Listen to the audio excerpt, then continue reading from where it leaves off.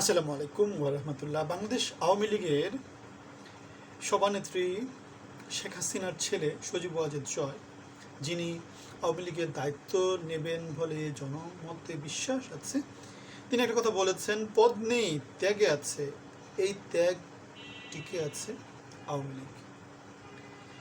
আওয়ামী লীগের যে 17 বছরের ফ্যাসিজম ছিল, সেখানে নেতারা বাংলাদেশকে লুটে পুটে খেয়েছে। 5ই অগস্টের পরে দেশ ছেড়ে পালিয়ে গিয়েছে। যারা পথে প্রান্তরে ছড়িয়ে ছিটিয়ে থাকা কর্মী হিসেবে ছিল, তারা 17 বছর কষ্ট করেছে, আমার ভাই তোমার ভাই বলেছে। 5ই অগস্টের পরে নানা রকম দমন পীড়নের শিকার হয়েছে, মারপিটের শিকার হয়েছে, বাড়িঘর ছেড়ে পালিয়ে আছে। এবং এই নেতৃত্ব, যারা কর্মী, যারা ত্যাগ স্বীকার করছে, তারাই দলটাকে দাঁড় করিয়ে রাখে, তারাই দলের মতাদর্শকে জনগণের মাঝে ছড়িয়ে দেয়। এখন সজীব ওয়াজেদ জয় যে কথাটা বলেছেন, পদ নেই ত্যাগে আছে, এই ত্যাগেই টিকে আছে আওয়ামী লীগ। সেটা যে কোনো রাজনৈতিক দলের ক্ষেত্রে সত্য, সেটা বাংলাদেশের ক্ষেত্রে সত্য, সেটা পৃথিবীর যে কোনো দেশের ক্ষেত্রে সত্য। প্রান্তিক জনগোষ্ঠী কর্মীরা কাজ করে যায়। মৌচাকের কথাই ধরেন না কেন, মৌচাকের লক্ষ লক্ষ মৌমাছি, কোটি কোটি মৌমাছি চাকের মধ্যে মধুকে জমা করে। মৌচাকের যে মৌ রানী থাকে অথবা যে রাজা থাকে, তাদেরকে ক্ষমতায়িত করে শক্তিশালী করে। যে কোনো রাজ্য, যে কোনো জনপদ, যে কোনো দেশ একই অবস্থা। লক্ষ লক্ষ কোটি কোটি কর্মী বাহিনী দেশের জন্য কাজ করে। ক্ষমতার শীর্ষে থাকা অল্প কিছু লোকজন সেই সম্পদটাকে লুটে পুটে খায়। পদে থাকে না, ত্যাগে থাকে। সেই ত্যাগী কর্মীরাই দেশকে, সমাজকে, রাজনৈতিক দলকে, কোনো একটা গোষ্ঠীকে, কোনো একটা পরিবারকে উপরের দিকে তুলে নিয়ে যায়। কথাটার মধ্যে কোনো রকমের ভুল নাই। রেহমান সুবহান, অর্থনীতিবিদ, একটা কথা বলেছেন, সংস্কার এবং গণভোট নিয়ে আমরা মিথ্যা বয়ানের মধ্যে পড়ে গেছি। প্রচণ্ড সত্য কথা। ইউনুস লুটপাটকারী মহাজন সুদী এক সিগনেচারে 666 কোটি টাকা ট্যাক্স মওকুফ করেছে।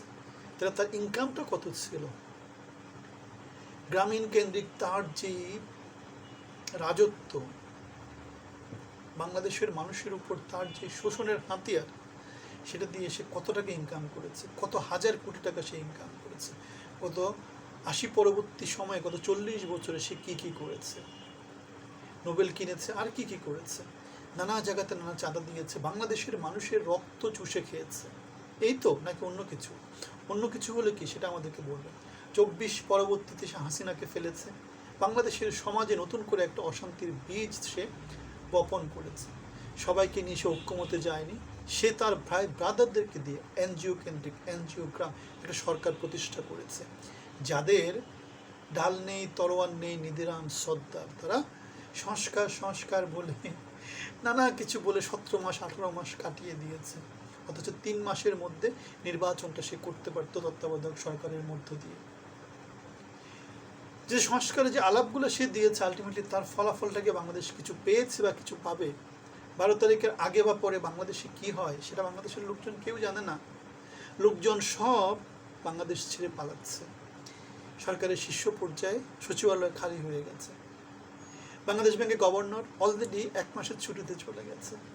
যার যেখানে যদ্দূর ক্ষমতা আছে, সহিংস বাংলাদেশে যুক্তরাষ্ট্র এবং যুক্তরাজ্য যে দূতাবাস আছে, তারা তাদের নাগরিকদেরকে সাবধানে থাকতে বলেছে, রেড অ্যালার্ট জারি করেছে। ভারত তাদের কূটনীতিকদের পরিবারকে বাংলাদেশ থেকে তুলে নিয়ে নিরাপদে দিল্লিতে নিয়ে চলে গেছে।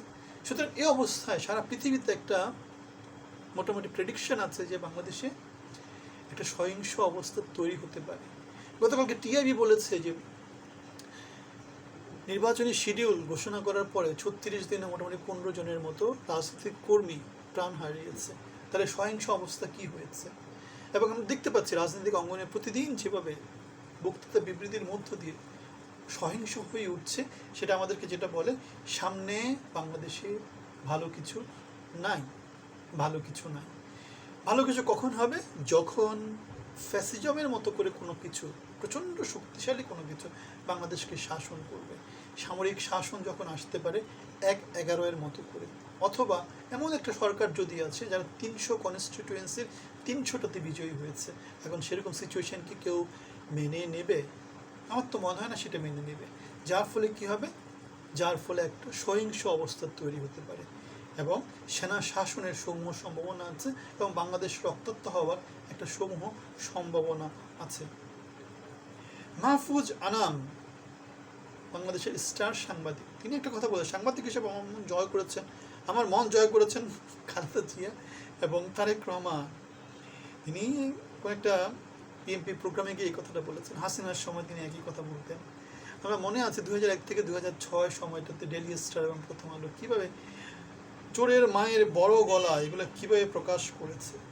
হাসিনার খালেদার একটা ছবি এরকম করে দেখেন, এরকম একটা ছবি, চোরের মার বড় গলা, চোরের মায়ের বড় গলা। তাহলে চোরের মায়ের বড় গলা এখন আবার সেই হয়ে গেছে আওয়ামী লীগ, সেই হয়ে গেছে বিএনপি, সেই হয়ে গেছে মুক্তিযোদ্ধা, সেই হয়ে গেছে বাংলাদেশ। এরাই হচ্ছে গিয়ে বাংলাদেশ, এরাই বাংলাদেশকে দালাল কেন্দ্রিক বাংলাদেশ, দালাল কেন্দ্রিক বাংলাদেশ, এরাই বাংলাদেশকে লুটে পুটে সব সময় খেয়েছে। বাংলাদেশের নেতা আর নীতি বদলায় না, সবাই বাংলাদেশকে লুটে পুটে খায়। সে আওয়ামী লীগ হোক আর বিএনপি হোক, এক দল যায় আরেক দল আসে। এবং এই যে সুশীল যাদের কথা বললাম, মাহফুজ আনাম, এরা সবাই পেছনে ঐক্যবদ্ধ হয়, বাংলাদেশের লোকজনকে, 20 কোটি মানুষকে বারবার লুটপাট করে। এটাই হচ্ছে বাংলাদেশের সংস্কৃতি, চোরের মায়ের বড় গলা। সেটা বাংলাদেশের বিচারপতি হোক, সেটা বাংলাদেশের অ্যাডমিনিস্ট্রেশন হোক, পুলিশ হোক, প্রশাসন হোক, সব জায়গাতে একই অবস্থা। যারা উপরে বসে আছে তারা সবাই তলে তলে এক জায়গাতেই আছে, যে লুটপাট করবে, বাংলাদেশে চোরের সংস্কৃতি চালু করবে। প্রত্যেকটা চোর উপরের জায়গাগুলোতে বসে আছে। এখন এই সংস্কৃতির পরিবর্তন আনতে হলে 24-এ যে আন্দোলনটা হয়েছে সেই আন্দোলনটা কন্টিনিউ করতে হবে, কিন্তু সে আন্দোলনটা কন্টিনিউ করতে আমাদেরকে দিচ্ছে না। আমরা দেখেছি নাহিদ ইসলাম গতকালকে একটা হাইকোর্টে রিট করেছিল এম এ কাইয়ুমের জন্য, তার প্রার্থিতার চ্যালেঞ্জ করে, যে দ্বৈত নাগরিকত্বের জন্য, কিন্তু আজকে হাইকোর্ট সেটাকে খারিজ করে দিয়েছে। এখন 24 গণ আন্দোলনে, 24 বিপ্লবে যারা নেতৃত্বে ছিল তারা কি এগুলা থেকে পিছিয়ে হটে আসবে? বাংলাদেশের যে আন্তর্জাতিক শক্তিগুলো আছে তারা কি করবে? বাংলাদেশের সমাজে পরিবর্তন যারা চায় তারা কি করবে? আমাদের মতো যারা বাংলাদেশের পরিবর্তন চায় তারা কি করবে? সুতরাং আমরা দেখতে পাচ্ছি বাংলাদেশ যদি বিএনপি যদি জিতে গতানুগতিক বাংলাদেশ চলবে, সেখানে কোনো পরিবর্তন আসবে না। জামাত যদি জিতে সেখানে পরিবর্তন আসবে। 24 পরবর্তী বাংলাদেশের যারা ধারক এবং বাহক হিসেবে ছিল তারা বাংলাদেশের পরিবর্তন চায়। দেশি বিদেশি যে শক্তিগুলো আছে তারা বাংলাদেশের পরিবর্তন চায়। যারা পলাতক নেতৃত্ব, যারা দেশে বিদেশে পালিয়েছিল, যাদের পিছনে এখন 17 বছরের বাংলাদেশকে ফ্যাসিজম প্রতিষ্ঠাকারী যে সদস্যরা ছিল, যে লোকজন ছিল, তারা এখন ঐক্যবদ্ধ হয়েছে নতুন করে ফ্যাসিজম প্রতিষ্ঠা করার জন্য। সুতরাং বাংলাদেশে এখন যে সংগ্রামটা চলছে সেটা হচ্ছে খারাপের বিরুদ্ধে ভালোর সংগ্রাম, অসতের বিরুদ্ধে সততার সংগ্রাম, লুটপাটকারীর বিরুদ্ধে ইমানদারের সংগ্রাম। এই সংগ্রামে বাংলাদেশি আবার অস্থিতিশীল হতে পারে এবং সেই প্রেডিকশানটা সব জায়গা থেকে আসছে, আমরাও সেটা করছি। আপনাদের মতামত জানাবেন।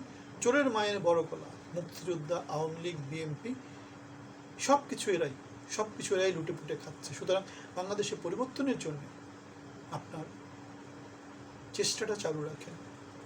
12 তারিখে দাঁড়িপাল্লা মার্কায় লুটপাটকারীদের বিরুদ্ধে ভোট দিয়ে বাংলাদেশকে জয়যুক্ত করেন। আমরা সবাই বাংলাদেশকে জয়যুক্ত করি। আপনাদের সবার জন্য শুভকামনা। আসসালামু আলাইকুম।